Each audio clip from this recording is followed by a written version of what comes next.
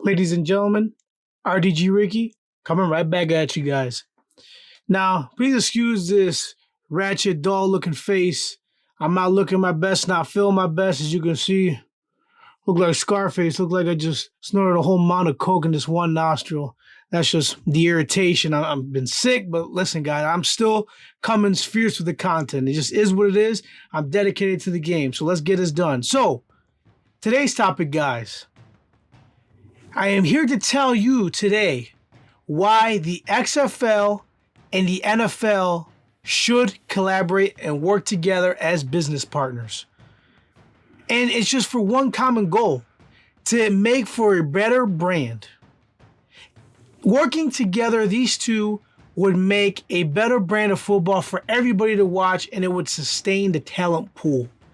So, before we get any further, guys, do me that favor, hit the subscribe button, hit that little notification tinger there as well.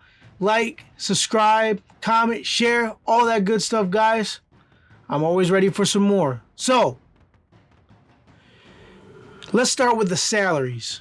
Let's just start with that. So the XFL, and the average XFL player, between his bonuses, incentives, his activation bonus, all that stuff, he's going to be making around $4,900 for the week. Now that's the average typical XFL guy, and this is just on launch. So I mean that's still subject to change, to be amended. Meanwhile, the top quarterbacks, they're making some pretty good change, man. Them guys are making pretty damn close to $500,000 for the season. I'd say that's pretty good. That's pretty good chicken right there. Like Marshawn Lynch said, take care of y'all chicken. Them quarterbacks, you taking care of your chicken with that money. So let's compare that with the NFL practice squad, right? So an NFL practice squad member, he is making on average $8,000 a week, which over the long term, he can make up to $136,000 in a 17-game season. That sounds great for the average player. But here's the problem. Those spots are very limited in the practice squad in the NFL. So while there is room for improvement and there is opportunity to move up, it just doesn't happen as often. How many times do you see a practice squad player come up, get activated to the main roster, and make an impact? It happens, but it doesn't happen all the time. Not as frequent as you believe that it would. So if you're on the outside looking in and you just want to be on that NFL team, so to speak, even though you're on the practice squad and just pretty much running plays and you're being the crash test dummy for the team, that sounds good and all. But in my opinion, when you got yourself a pro league, a somewhat pro league like the XFL, one that's really, to be honest, for you guys that watched, I think we'd all have to agree, they put on a pretty good product. And they also showed us things that the NFL could be doing themselves to enhance the product on the field.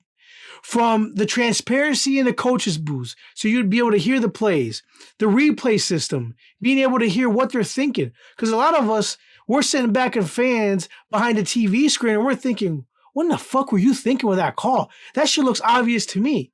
But with more transparency, that would have just allowed for more enjoyable and understanding of the product that the NFL is trying to put on for everybody on the field. So, how do we tie this all together? Now, we got the NFL, I want to say, they really are starving for something to enhance other than practice squad, because here's the issue where we get these practice squad players and all these other players that just don't get to see the first team reps. You know, this is what I mean by there's not that opportunity as you may think to get up. You know, between all these, there's only so many reps between the collective bargaining agreement these guys have. There's only so many reps to go around. And your number ones are always going to get most of your reps, especially once the regular season starts. They're going to get the majority of the reps. They're going to learn the game plan. They got to put in everything, etc., etc. With the XFL, you give the opportunity to these guys to sit here and play actual games. And not only that, but then at the same time, you give them an opportunity by them being able to play games. They get the ability to not only practice their craft, but implement it in real game situations and play their asses off for an opportunity to get called up into the big league.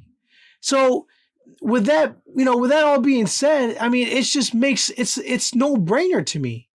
The MLB, I think is a perfect idea. They got three levels. They got 3 levels to it. So you got the single A, the double A, the triple A. I'm not saying the NFL has to do all that. But with each level you go up, the talent pool is better. There's more. There's better talent around. Thus, as you go up, it's almost like in a video game, the further you get into it, the more difficult it may get. So, and you may get guys that are just going to be career AAA players and they're never going to make it to the big dance. And if they do, they're going to make appearances when other guys are hurt. You know what I mean? The NHL has the AHL. They can easily call guys between both leagues, NHL and the AHL, and they can develop these guys. Just let them work on their craft until you feel they're ready to bring them up. NBA with the G League now. I think that's genius. All that stuff is genius. And here's another reason why it's genius. It's for the owners. You're protecting your investments. These players, I know it's a wrong way they may look at it, but it's an investment into your product. This is what you bring to everybody, right? So it's right now as it's set up, just the way the NFL is structured, between going to college straight to the pros, entering the draft, undrafted, there's so much risk. Especially when you get up to these top quarterbacks. There's just so much risk that there's some guys where you may think, man, this is a for sure guy. I need to snag this guy. But it doesn't always work out. So in the long term, you go ahead and you can still be as risky as you want to be. But then you can also draft, and for the guys that you're not really sure how they're going to be or how they're going to make out in the NFL, if they get caught from the 52-man roster, listen, man, you bring it down to the practice squad or eliminate the practice squad altogether and have yourself a farm team. You build the confidence, you build the skill, you teach these players your brand of football, you teach them what they want to be, and you help them grow as professionals, which in the long term only helps your franchise and it helps your franchise grow. Not only that, but then you can also use these guys as trade pieces.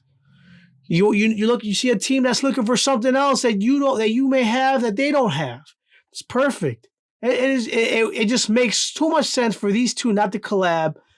I like the way the XFL is going. Hey, it's only week 1. Let's not get too far ahead of ourselves. But they're already doing way better than the AAF was doing. And I just like the differences they're putting in there. And they're not trying to be a copycat, the XFL, this time. The XFL is enjoying themselves being themselves. By the way, they have got an absolute savage Twitter. You guys should check it out. It always reminds me of the Wendy's Twitter. Absolute savagery, calling people out. I love it. Guys, see y'all later. Peace.